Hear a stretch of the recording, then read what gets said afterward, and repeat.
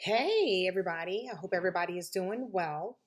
I just wanted to first let me give a chance for everybody to kind of log in and tap into this live.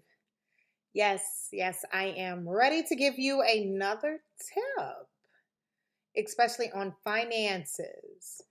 Um, yes. Hey, how are you? How you doing? I see you. Hey, what's going on? Okay, so today we're going to be talking about budgeting. As budgeting is really important. That was one of the factors that I found that I needed to help me to get where I needed to be to get to that wealth mindset. I talk about wealth mindset quite a bit, mainly because people seem to feel that wealth mindset means that you are making millions of dollars, and that's not it.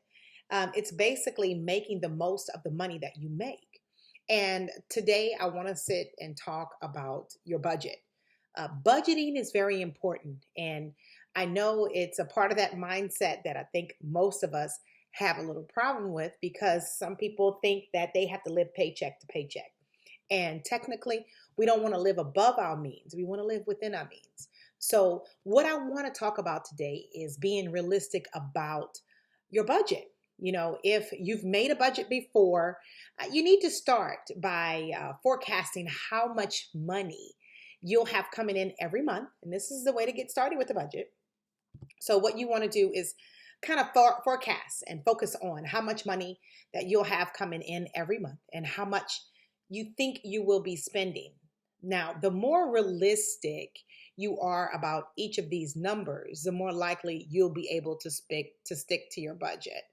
So, what I need you to do is when you are creating a budget, a realistic budget, I need you to differentiate between your needs and your wants. This is most important, particularly if money is tight, and differentiating between needs and wants can help you stay within that budget. Okay, so of course, needs come first, and there's money left over, and you can kind of spend on your wants, right? So I'm going to take the time to tell you about what I ran across maybe about a year and a half ago when I was trying to budget.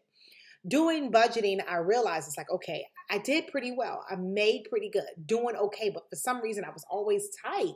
And I was trying to figure out why, especially when it came to my credit card bills. But I found out that my budget wasn't aligned with my goals and my values. Meaning, I found out after I dictated a budget and I was able to differentiate between those needs and those wants, I found out that I was spending way too much money on eating out. Yes, way too much money on eating out. I know some of you have heard my testimony before, but I found out I was spending between $1,200 to $1,500 a month on eating out, and that is totally ridiculous because of the fact that I was literally going to the grocery store as well.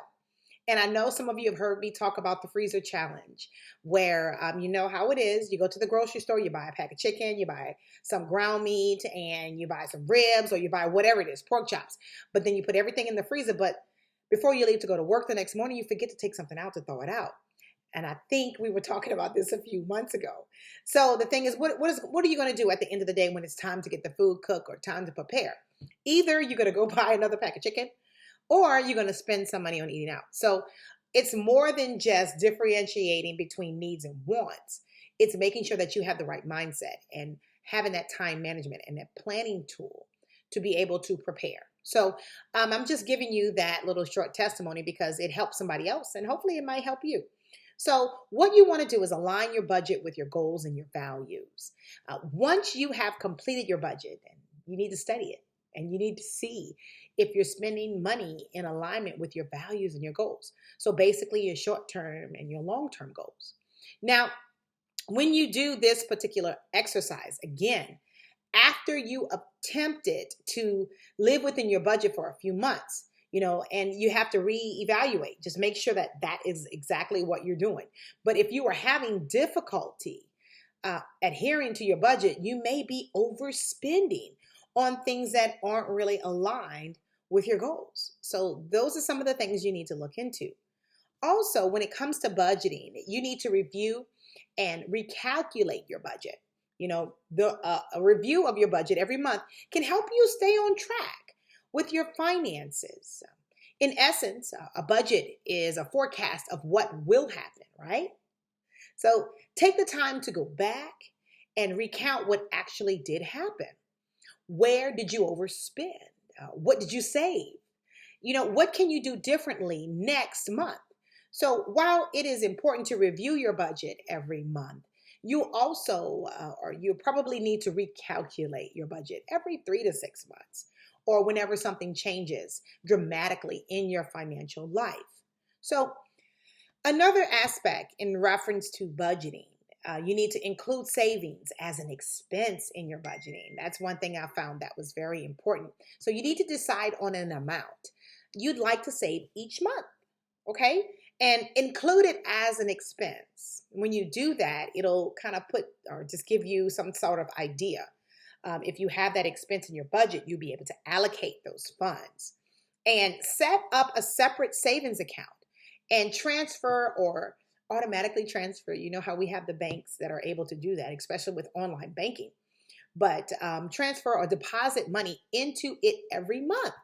Your savings can be used for short-term goals, such as a vacation or a large ticketed item, or long-term goals such as college tuition or even down payment on a house. So this money can be used in case of emergency, such as a car repair or a medical expense. So that is basically all that I have for you on today in reference to budgeting. I hope you found this to be pretty helpful. Remember, I am here for your financial tips and how to get things done and how to manage. So this is Anique. Listen, thank you so much again for all the encouragement, all the text messages, the emails, and the direct messages, the inboxes. I love it. Thank you so much. And I thank you for the question. So keep it up. See you next time.